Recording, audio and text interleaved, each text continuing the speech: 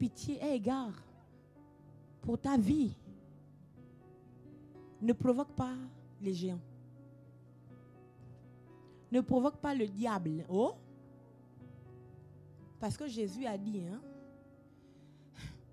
c'est pas toi qui l'as vaincu. C'est Jésus qui l'a vaincu. Non, il faut qu'on dise ça aux chrétiens. C'est pas toi qui as vaincu le diable. C'est Jésus qui l'a vaincu. Ça veut donc dire que pour que la victoire que Jésus t'a octroyée sur la croix fonctionne, tu dois véritablement croire, donc te mettre sur le diapason. Si Jésus est là, tu es aussi là. On ne te voit jamais, c'est Jésus qui est devant. On ne te voit jamais, c'est Jésus qui est devant. Si Jésus fait ça, ne te dis pas que toi tu connais, tu vas foncer. Si Jésus fait ça, sauf que voici les chrétiens qu'on a. Il a une petite grippe, il meurt. Son ongle est tombé, il est mort. Quand sa boucle d'oreille est tombée, c'est là qu'elle est morte. Pourquoi? Parce que Jésus est là. Cou. Jésus dit maintenant à droite. Moi, j'ai décidé que ici c'est mieux. Et c'est pour ça que c'est la petite grippe qui t'a emporté. Tu ne comprends pas que tu n'es pas encore prête pour affronter les géants. Si le Seigneur dit que c'est là, va là. Alléluia. Quand le Seigneur voudra te permettre, te former, voir si tu peux déjà un peu, il peut juste faire ça.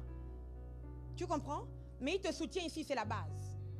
Ça veut dire que même si l'arme te touche là, ça ne peut pas te tuer parce qu'il t'a protégé là. Est-ce que tu comprends? Il te soutient ici, c'est la base. Quand il voit que tu n'es pas encore prêt, même si tu tombes sur lui. Alléluia. Il te soutient là, c'est la base. Quand il sent que c'est pas bon, il revient là. Amen. Mais vous, quand Jésus fait un peu ça, ça veut dire que je suis très fort. Vous enlevez Jésus et vous voulez vous battre vous-même. Sauf que là, vous êtes mort. Jésus même veut vous aider. Il ne peut rien. Alléluia. Je prophétise dans le nom puissant de Jésus-Christ de Nazareth que le zèle que tu portes à tes pieds ne sera jamais un zèle amer. Je prophétise dans le nom de Jésus que tu n'auras jamais la prétention de croire que tu es meilleur que Jésus, que tu peux te protéger mieux que Jésus ne peut le faire pour toi. Dans le nom de Jésus, je prophétise la sagesse qui vient du Saint-Esprit. Je prophétise l'ordre qui vient du Saint-Esprit. Je prophétise la soumission à l'Esprit de Jésus dans le nom puissant de Jésus-Christ. Amen.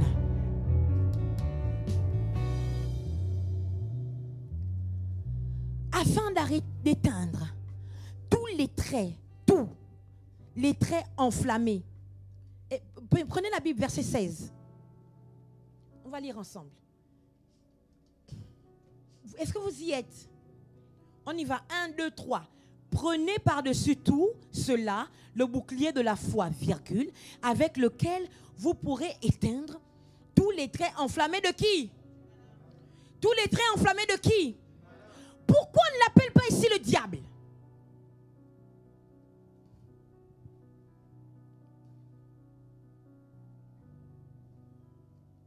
Alléluia. Au début, au verset 11, écoutez, on dit, revêtez-vous de toutes les armes de Dieu. On cite Dieu, afin de pouvoir tenir ferme contre les ruses on l'appelle ici diable, n'est-ce pas? On a mis ruse à côté de lui. Ça doit déjà vous donner quelque chose, la puce à l'oreille. Amen. Regardez. Verset 16. On ne l'appelle plus diable. On l'appelle comment? Le malin. Pourquoi? C'est important de ne pas sauter ce mot. Je vous avais dit au début que vous devez savoir cibler quel type d'arme arrive. Pourquoi? Parce que le diable, pour tuer, il ne vient pas clairement. Il vient de manière malicieuse. Il prend sa forme maligne, de malin, pour déjouer votre concentration. C'est cette forme qu'il a prise pour séduire Ève. S'il était venu comme le diable, Ève ne serait jamais tombée. Est-ce que vous comprenez? Donc dans la guerre, Si le diable peut être appelé d'abord diable, ensuite serpent, dragon, il peut aussi prendre la forme du malin. Qu'est-ce que ça veut dire? Ça veut dire que il viendra contre vous pour déjouer votre attention. Écoutez. Il dit, prenez le bouclier pour éteindre les traits enflammés que le malin envoie contre vous. Le malin, ça veut donc dire que même les traits qu'il envoie contre vous semblent être quelque chose qui vient de Dieu. Pourquoi il met le feu? Pourquoi il met la flamme autour de sa flèche? Parce que les chrétiens aiment le feu. Si Dieu est descendu sur nous par des langues de feu, le diable sait que si tu n'es pas concentré, tu ne sauras pas déceler que ça, ce n'est pas le feu de l'esprit, mais c'est un feu étranger, un feu maléfique. Ton adversaire est malin, tu dois redoubler de vigilance.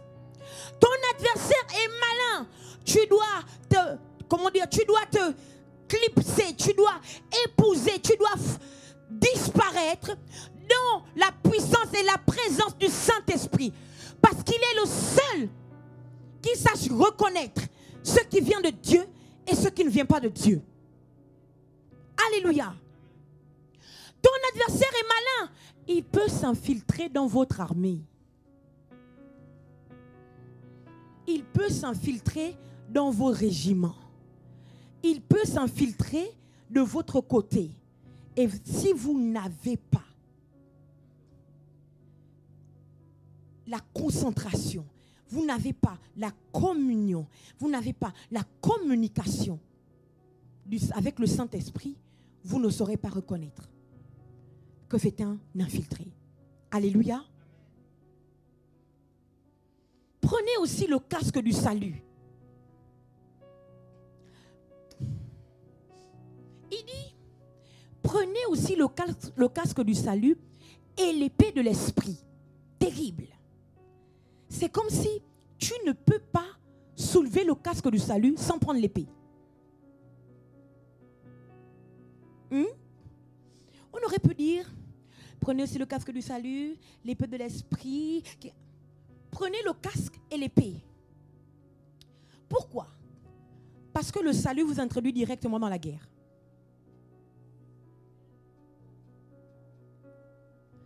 Le salut vous introduit, le premier palier dans lequel le salut vous emmène, c'est la guerre. Est-ce que vous comprenez? Le repos, ce n'est pas le premier palier dans lequel le salut vous emmène. Le salut vous emmène premièrement dans la guerre. Je vous explique. Quand vous vous convertissez, donc lorsque vous acceptez le salut, alléluia, Dieu s'attend à ce que vous combattiez pour délivrer votre famille, afin que vous compreniez la parole qui dit, crois au Seigneur Jésus, et tu seras sauvé, toi et toute ta famille. Donc celui qui croit qu'il va accepter le salut de Christ, ensuite s'asseoir, et puis Jésus viendra se battre pour faire rentrer sa famille dans le salut, a menti. Une fois que vous êtes sauvé, vous devenez un infiltré de Dieu dans votre famille premièrement. Ensuite dans votre entreprise. Ensuite dans votre pays. Est-ce que vous comprenez? Dieu compte sur vous pour être un agent de renseignement de la terre vers le ciel. Dès que vous êtes sauvé, vous commencez à dire, Seigneur, regarde les esprits qui détruisent ma famille. Seigneur, regarde comment mes enfants se comportent. Seigneur, regarde comment ma famille est. Oh Dieu, viens briser les totems. Viens détruire les autels. Viens. Vous devenez la plateforme par laquelle Dieu passe pour faire la guerre à tout esprit maléfique, à toute alliance maléfique dans votre famille. C'est donc un péché capital, terrible, que d'être sauvé et refuser que Dieu vous utilise pour sauver votre famille.